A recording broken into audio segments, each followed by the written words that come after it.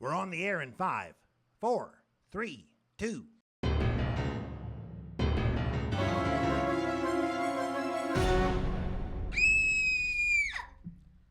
murder, read all about it. Avenger strikes again.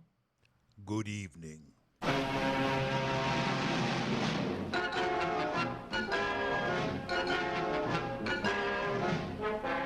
Tonight, WBFR, Playhouse of the Air, and our sponsors present a trio of stories with suspense and mystery entitled Vintage Hitchcock. Each week, at this hour, we invade your living rooms, providing your radio holds up, and bring you exciting stories of the strange and unusual. Dark and compelling yarns culled from the four corners of the world, bringing murder back into the home, where it belongs. Tonight, we present three tales immortalized on celluloid by the master of suspense, Alfred Hitchcock.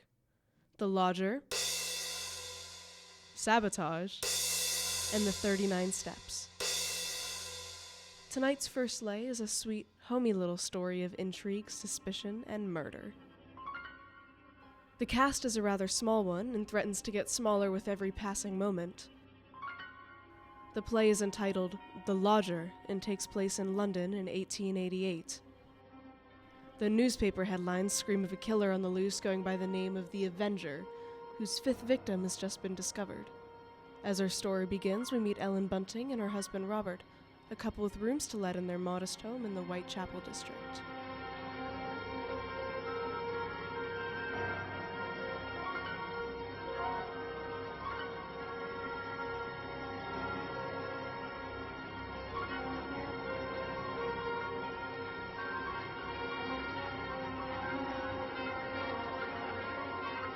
And now, The Lodger.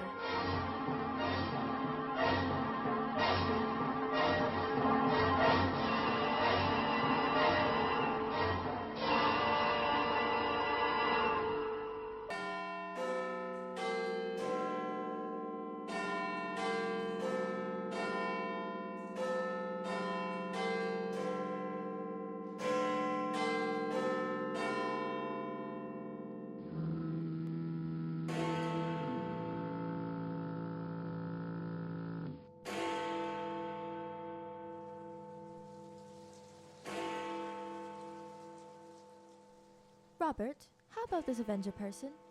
You know, he could be the person standing next to you. Or maybe the man you bump into.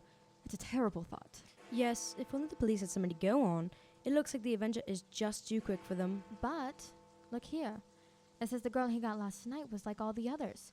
Pretty, blonde, and she had just come from the music hall. Exactly like all the rest of his victims. And let's see. Described by her friends as a very light-hearted girl.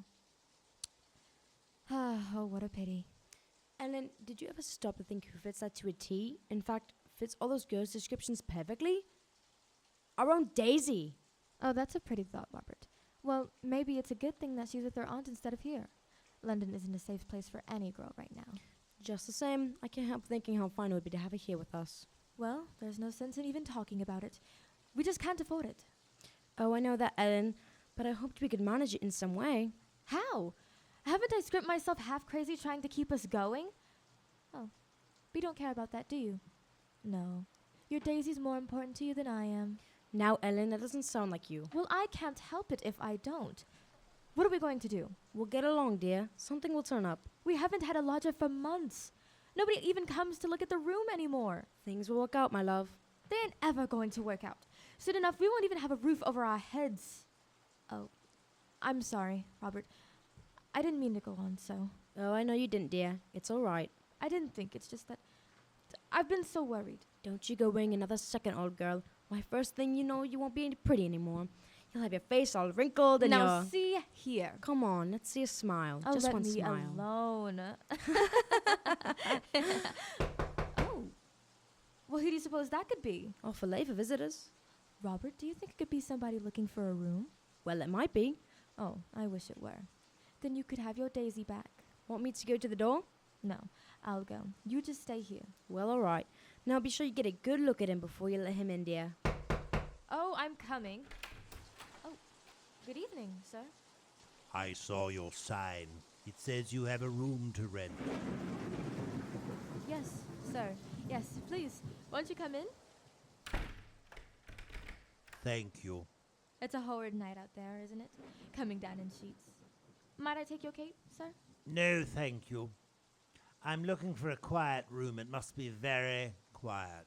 Oh, we have that, sir, just that. Above all, our house is quiet. Fine. Your bag, sir. May I take it? I'll hold it. Do you have any other bags? Just the one. Now, if you'd be so good as to show me the room, please. Oh, yes, yes, sir. It's right up these stairs, this way. Thank you.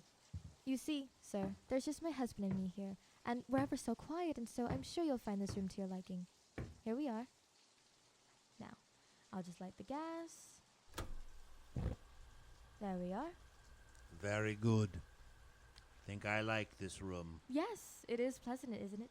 And there aren't many rooms with such pretty pictures, are there now? We've had them in the family for years, sir. Pretty pictures interest me very little. But what does impress me about this room is the very simplicity of it. The bareness. Yes, sir, it's not all that crowded, yes. It would be quite suitable, Mrs. Bunting, sir.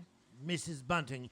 You see, I do a great deal of studying in my book here, the Holy Bible. Yes, sir. And please let me help you with your bag. Don't touch it! Well, I only wish to help. Forgive me, Mrs. Bunting. It's just that I'm quite weary. I'm very tired. See, I do a lot of studying. Oh, yes, yes, of course. He bringeth them to their desired haven. Beautiful words, Mrs. Bunting. They are, sir. And now at last I have found my haven of rest. Yes, sir. And you'll be taking the room? Let us see now. What are you going to charge me? I shall be staying in for most of the time. I shall be wanting meals. Oh, we can see to that, sir. Now, Mrs. Bunting, if I pay you 42 shillings a week for this room, is that satisfactory? Oh, why, yes, sir. That will be quite all right. Good. And I shall pay you several weeks in advance. My name is Sleuth. Mr. Sleuth. Sleuth. Think of a hound, Mrs. Bunting, and you'll never forget my name. And here are your 42 shillings. Thank you, sir. Thank you. And I think I shall enjoy a light supper now, Mrs. Bunting. Just bread and butter, perhaps.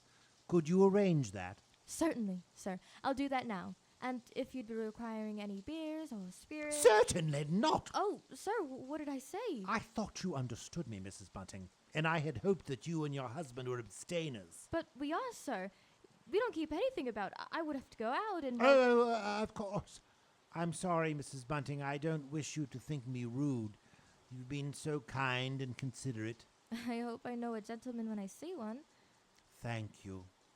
Thank you very much. Now, I'll just hurry along and get your supper. Please stop that. Do you hear? Oh, sir, what did I do? You were humming that music. Oh, but I was... Music is an instrument of sin. Oh, yes, sir. And you did tell me, Mrs. Bunting, that your house would be absolutely quiet. Oh, but it is, sir. I didn't mean any harm, believe me. I believe you. I'm sorry I spoke sharply. I know you're trying to be considerate and kind. Oh, thank you, sir.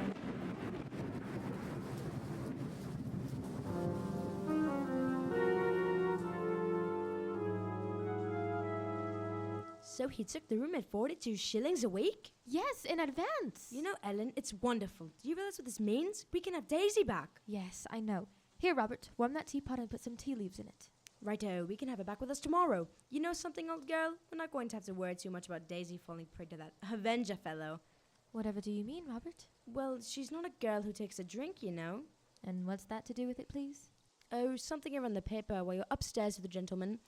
I just found out that every one of the Avengers victims have a drinking. They figure he must be some kind of rabid abstainer. What a peculiar chap. What's that sound? That's Mr. Sleuth. He has a limp and uses a cane. Why is he pacing around like that? Never mind that now. Hurry, Robert. Put the butter in the tray. Hurry with it. Yes. Now the tea. I suppose it's all in order. Open the door, Robert. I'll take it up to him right away. There you go, old girl. First thing in the morning, I'm going to fetch Daisy and bring her home. Oh, it's a wonderful thing, Ellen. Wonderful. Hurry up with the supper, old girl. Oh, I mustn't do that. that not thy mind be drawn away in her ways, neither be thou deceived with her paths, for he hath cast down many wounded, and the strongest have been slain by her. Mr. Sleuth? Mrs. Bunting! Oh! Will you please knock before entering in the future, Mrs. Bunting? Oh, sir, your tray. I'll tidy it up straight away and put another kettle on. That won't be necessary. I've decided to go for a walk. It's a pleasant night for one. Tonight? Well, very well, Mr. Sleuth. I'll have this all tidied up by the time you return. Very well. Oh, why, Mr. Sleuth, you... Yes, what is it? Those pictures, those pretty girls, you've turned all their faces to the wall. Yes, I've turned them to the wall because they're wicked and sinful. Oh, but, sir... Don't you agree, Mrs. Bunting, that everything wicked and sinful should be purged from the earth? Yes. Yes, I do. I'm very glad to hear that, Mrs. Bunting. Now, if you'll excuse me, I must go. Good night, Mrs. Bunting.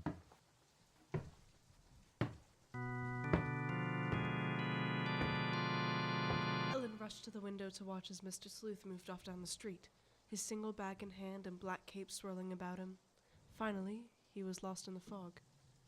She stared after him for a long while before doing the dishes and retiring for the evening, and a restless night she had. Almost dawn before she convinced herself that, at most, Mr. Sleuth was a trifle odd. And after all, paying 42 shillings, maybe he had a right to his strange ways.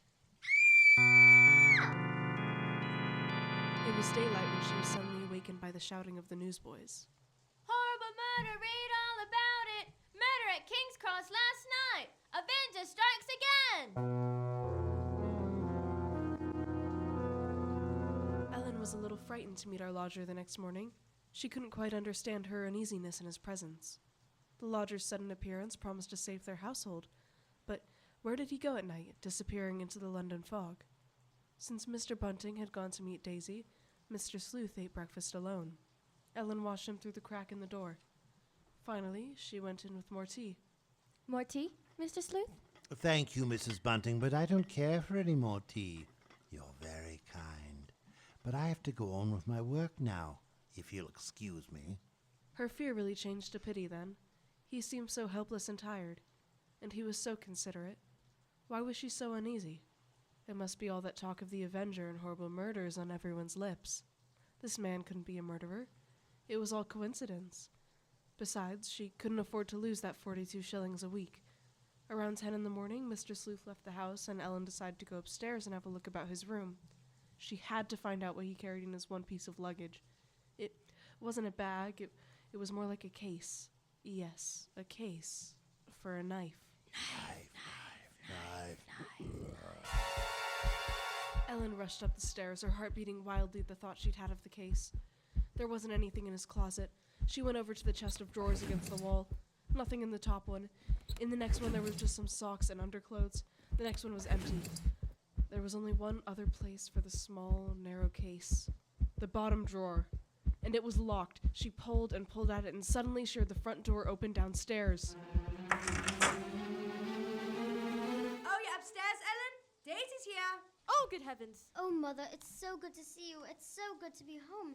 Why, whatever's the matter? Yes, you're quite right, Ellen. Well, I'm all right. It's just that I wasn't expecting you so soon. It's good to be back, Mother. The country's all right, but there's nothing like London now, is there? No, there isn't. Well, as long as the Avenger's about, you're going to have to keep this young lady indoors. London or no London. And we're going to have to do something about these plan locks. Oh, don't worry about that. I'll dye them, maybe. Oh, well, Daisy, I might as well get you settled. You see, Father, what did I tell you? She'll have a dust cloth in my hand before I have my coat off. Oh. Oh, Mr. Sleuth! What are you doing in my room? We were just leaving, sir. I require privacy, Mrs. Bunting. I thought I made that clear. You did, Mr. Sleuth, you did. From now on, Mrs. Bunting, I shall keep my room locked. Oh, but you see, sir, I was just tidying up a bit, and Mr. Bunting, he brought our daughter home. She just arrived. This is Daisy. Pleased to meet you, sir. She's been away for quite a long while, you see, Mrs. Sleuth, and we've been a bit excited, you might say. Yes. You were probably surprised to hear us laughing and carrying on. Yes. Yes, I must say I was. But then there are different kinds of joy, are there not, Daisy? Yes, I'm sure there are. Yes, there is the despicable evil joy of the abandoned, and then there is the divine joy and happiness of the blessed. A vast difference, that. You understand that, Daisy, don't you? Why, yes, Mr. Sleuth. I certainly hope so, Daisy. Nowadays, there are very few young women like yourself who do. Why, Mr. Sleuth, you mean a girl's not to enjoy life at all, not to have any fun? Enjoyment and fun, my child, are the devil's breeding ground. All his implements are there. Pleasure and impropriety, the temptation of music and dancing. There's nothing I like better than dancing, and You like to dance? She doesn't know what she's saying, Mr. Sleuth. She's just a child. Daisy, you know you've never been one for dancing. You never learned how. But I did learn, Mother, while I was away. What's so wrong about it? What's the harm in dancing? It says she lies in wait as for prey and increases the transgressions among men. I don't know what you mean. I've never heard such poppycock. Poppycock? You call the scripture poppycock? Daisy, go into the front room. It's all right, Mrs. Bunting. It's all right. I'm used to that kind of talk. Good day. He's a queer one, all right, but such a gentleman, too. It's because of the rent Mrs. Sleuth is paying that we're able to have you home, my Daisy. Well, in that case, I suppose he's not so bad after all. But he is. What? Ellen, Daisy, I do not want you to be alone with Mr. Sleuth. Will you promise me that? But why should I make such a promise? what's come over you, Ellen? Nothing. My nerves, I'd imagine. Perhaps I'll go out for a while and get some air. For a moment, Ellen was about to tell Daisy and Robert of her awful suspicions, but she stopped. They were only suspicions. At the same time, she had a thought. She'd go to the coroner's inquest they were having for the Avenger's latest victim, hoping to hear something said that would clear her suspicions of the lodger. At least she'd give him this last chance.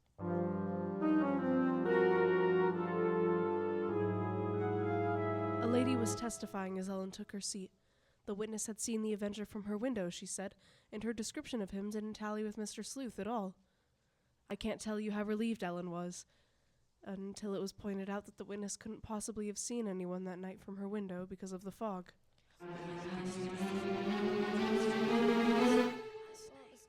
Then, the next witness was a Mr. Cannot.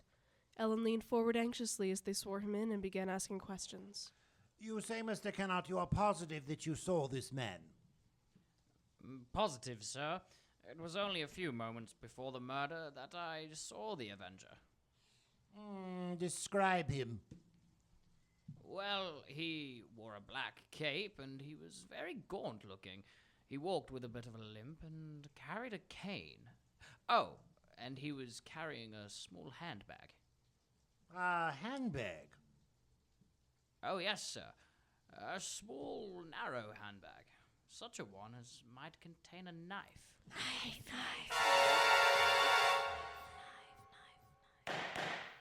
Order, please.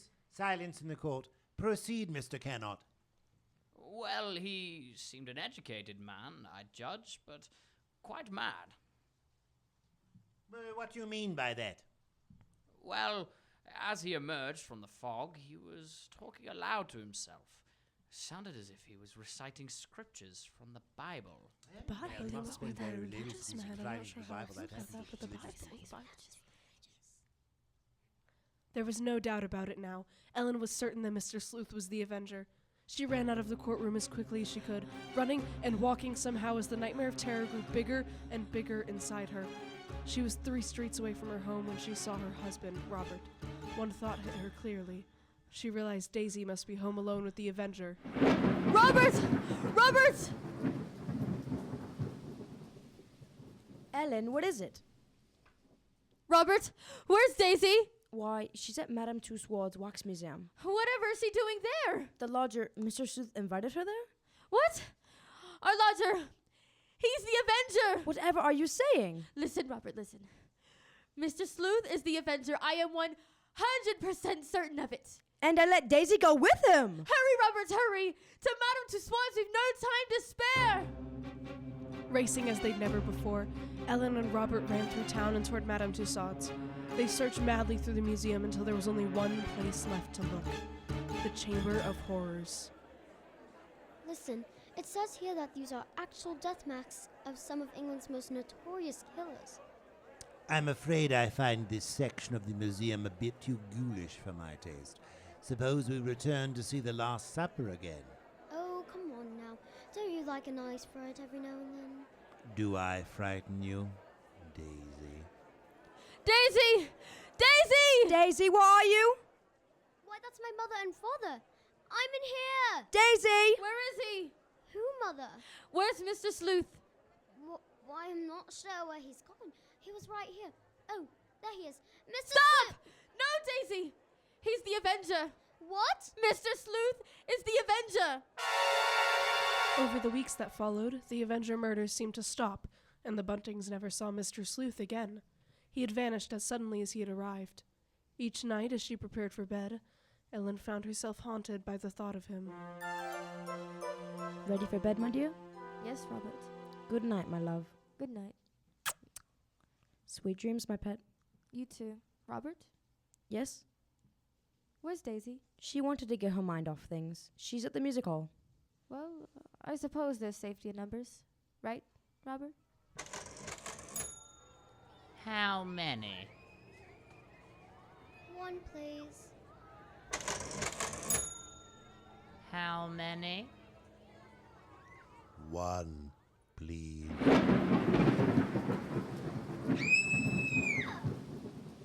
Extra, extra! Avenger strikes again! Avenger kills blonde at musical!